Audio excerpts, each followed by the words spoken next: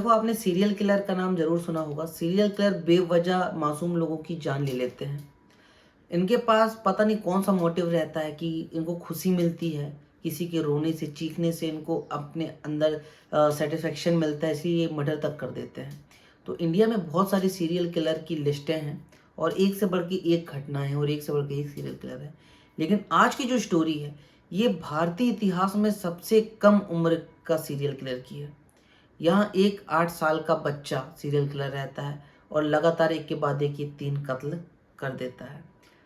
अब अगर आप क्राइम थ्रिलिंग स्टोरी देखते हैं तो आप समझ गए होंगे कि आज की जो कहानी है वो अमरजीत सागर की स्टोरी के ऊपर होने वाली है। और अगर आप नहीं जानते तो स्टोरी लास्ट तक देखिए, काफ़ी इंटरेस्टिंग लेकिन आपको थोड़ा सा डिस्टर्ब करने वाली स्टोरी है। ये स्टोरी बच्चे से रिलेटेड है, तो मेरा उद्देश्य किसी की भावनाओं को ठेस पहुँचाना नहीं है। कहानी की शुरुआत तो काफ़ी पहले हो चुकी थी, लेकिन लोगों को इस चीज़ का पता नहीं था, क्योंकि 2 कत्ल हो चुके थे और जिन लोगों को पता भी था कि कत्ल किसने किए हैं, उन लोगों ने भी इस बात को छुपाया। लेकिन इस रहस्य से पर्दा तब उठता है जब कातिल पकड़ा जाता है और जब वो कन्फेस करता है कि हाँ, उसने 3 कत्ल किए। तो नमस्कार दोस्तों, आज की जो कहानी है वो है एक सीरियल किलर 8 साल का बच्चा अमरजीत सादा की। कहानी 2006 के आसपास की है। बिहार राज्य है, वहाँ पे बेगूसराय नाम की एक जगह है, वहाँ की स्टोरी है। सन 2006-07 बिहार अपनी गरीबी से जूझ रहा था। बेगूसराय इलाका जो था वो भी काफ़ी पिछड़ा हुआ और गरीब लोगों का इलाका हुआ करता था उस ज़माने में। यहाँ पे लग्जरीज लाइफ जीना तो दूर की बात, लोग अपना गुजारा ही मुश्किल से कर पाते थे। एक दिन की बात है, एक महिला अपनी 6-7 माह की बच्ची को दूध पिला के सुला रही थी। सुलाए के बाद उसे चारपाई पे लेटा देती है और अपने घर के काम करने में व्यस्त हो जाती है। थोड़ी देर के बाद जब वो आकर देखती है तो बच्ची उसको उस स्थान पर नहीं मिलती जहाँ उसने सुलाया था। अक्सर गांव में देखा ये है कि बच्चे जो रहते हैं, चाहे नवजात शिशु हो या 2-3 साल का बच्चा हो, मोहल्ले पड़ोस में अक्सर खेला करते हैं और गांव में थोड़ा सा आपसी संबंध इतने क्लोज होते हैं कि इंसान अपने काम में चले जाता है और बच्चे पड़ोसी के घर में तक पल बढ़ के बड़े हो जाते हैं। तो स्टार्टिंग में महिला को लगता है कि हो सकता है कि जो बच्ची है किसी मोहल्ले पड़ोसी ने उठा ली हो, तो इधर उधर वो ढूंढने लगती है। लेकिन काफ़ी देर के बाद भी जब उसे अपनी बच्ची नज़र नहीं आती तो वो फिर काफ़ी चिंतित हो जाती है। और उसकी चिंता का विषय भी होना चाहिए, क्योंकि 6-7 माह की बच्ची खुद से कहीं जा नहीं सकती, मतलब किसी ने उसे उठा लिया। ढूंढते ढूंढते घंटों बीत जाते हैं लेकिन बच्ची का पता नहीं चलता। अब इसकी चिंता और बढ़ जाती है। चिंता बढ़ने के 2 रीज़न थे। एक तो उसकी बच्ची का गुमना, और रिसेंटली कुछ महीने पहले सादा परिवार की एक 6-7 माह की बच्ची का भी इसी तरीके से कत्ल हुआ था। अब वो रहस्य था कि कत्ल हुआ था या वो बच्ची गिर गई थी, क्योंकि ना तो उसकी रिपोर्ट हुई थी ना पीएम, सिर्फ इस बात को दबा दिया गया था कि बच्ची गिर गई और ख़त्म हो गई। तो काफ़ी वो चिंता उसको होने लगती है। तो अब वो जब वो सहन नहीं कर पाती तो वो थाने में जाके एफआईआर कर देती है। पुलिस मौके पे आती है, एरिया का जायज़ा लेती है कि कहाँ की क्या घटना है, अपनी पूछताछ चालू करती है। और जो कि जैसे पुलिस को पता चलता है कि कुछ महीने पहले सादा परिवार में भी ऐसी घटना हुई थी कि बच्ची खत्म हो गई थी, तो वो भी वहाँ जाके पूछती हैं कि भाई किसने कत्ल किया था या बच्ची खुद से गिर गई थी, तो वो सब बोलते हैं कि नहीं, वो गिर गई थी तो खत्म हो गई।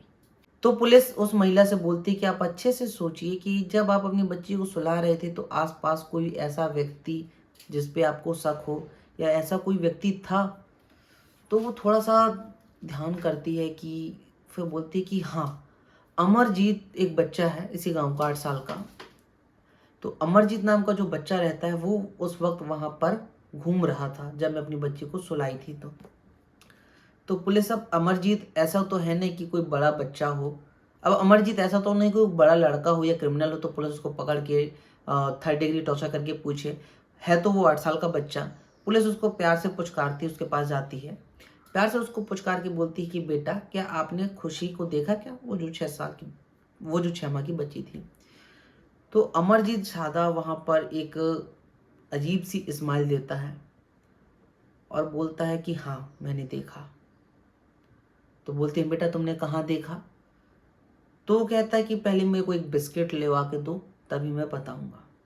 अब जैसा कि मैंने आपको बताया कि जो उस समय का बेगूसराय था काफ़ी गरीबी से जूझ रहा था वहाँ के बच्चों को इतनी सुविधाएं नहीं दी जाती थी कि इनको बिस्किट वगैरह रेगुलरली खिलाया जाए।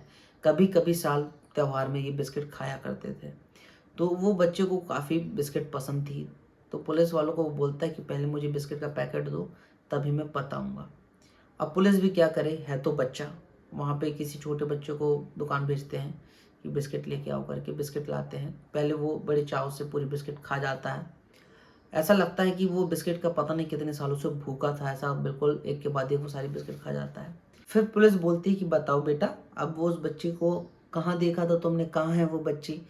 तो बोलता है कि उस बच्ची को तो मैंने मार के सुला दिया, वो आराम कर रही है, वो सो रही है। जैसे ये वर्ड उसके मुंह से निकलता है, सब लोग सन्न रह जाते हैं कि बच्चा बोल क्या रहा है, मार के सुला दिया मतलब? तो बोलते हैं बेटा बताओ तुमने कहाँ मार के उसको कहाँ सुलाया है? कहता है नहीं, मैं नहीं बताऊंगा। कहते हैं क्यों नहीं बताओगे? क्योंकि आपने मेरे को एक बिस्किट का पैकेट दिया तो मैंने बताया कि मैंने उसको मार के सुला दिया। अगर आपको वो जगह तक जाना है जहाँ मैंने उसको सुलाया है तो एक बिस्किट का पैकेट और देना पड़ेगा।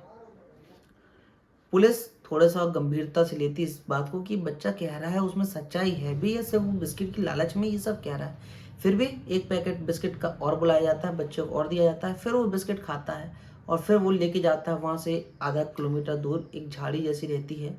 वहाँ पर पत्ते बिछे रहते हैं और उस पत्ते के नीचे उस बच्ची की लाश मिलती है।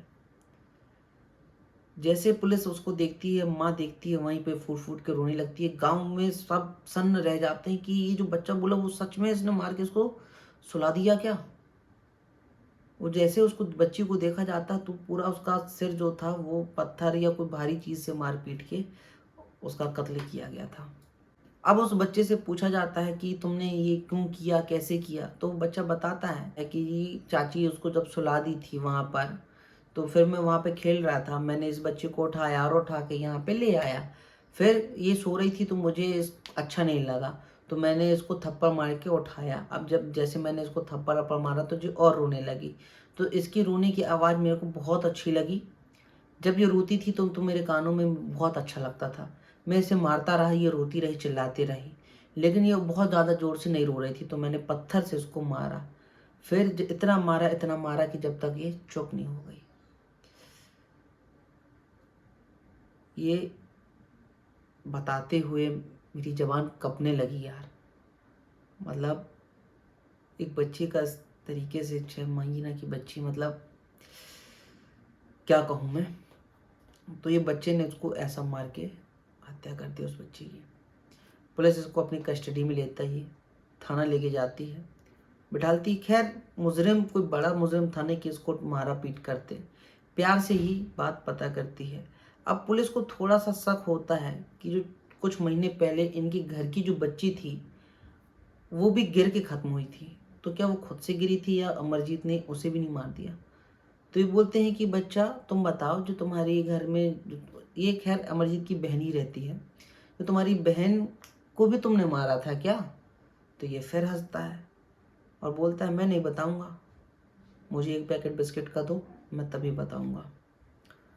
फिर से उसे बिस्किट दिया जाता है, बिस्किट खाता है वो, और फिर बताता है कि हाँ एक दिन मम्मी भी कहीं गई थी और उसके जो पिताजी थे वो भी काम में गए थे, और मेरी जो बहन थी 6-7 महीने उस टाइम भी, वो भी तो उतनी की थी, वो अपने झूले में झूल रही थी और मुझे वो अच्छी नहीं लग रही थी क्योंकि वो रो नहीं रही थी। फिर जब वो रोई तो मुझे अच्छा लगा, और फिर जैसे मैंने ये खुशी को मारा वैसे ही मैंने अपनी बहन को भी मार पीट किया ताकि ये रोए, और इतना मारा कि जब तक ये ख़त्म हो। और फिर मैंने अपनी बहन को लकड़ी से मारा जब तक वो चुप ना हो गई, क्योंकि वो रोए जा रही थी।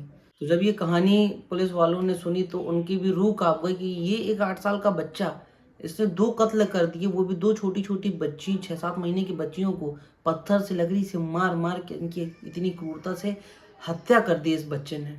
अब पुलिस को ऐसा लगता है कि ऐसा तो नहीं कि बच्चे ने पता नहीं कितने मर्डर किए हैं।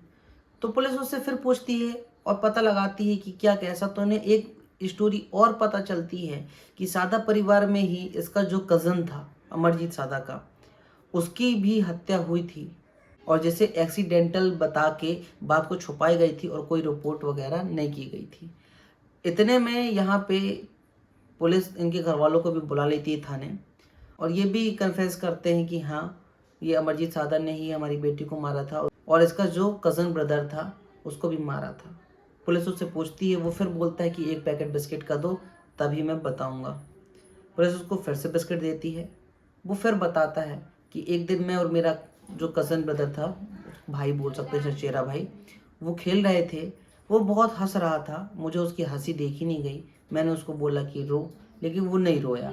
मेरे बार बार बोलने पर भी जब वो रोया नहीं, तो मैंने पत्थर से उसके सिर में मार दिया। जब वो रोने लगा तो मुझे बहुत मज़ा आया और फिर मैंने पत्थर इतना मारा कि जब तक वो शांत नहीं हो गया, मतलब मर नहीं गया।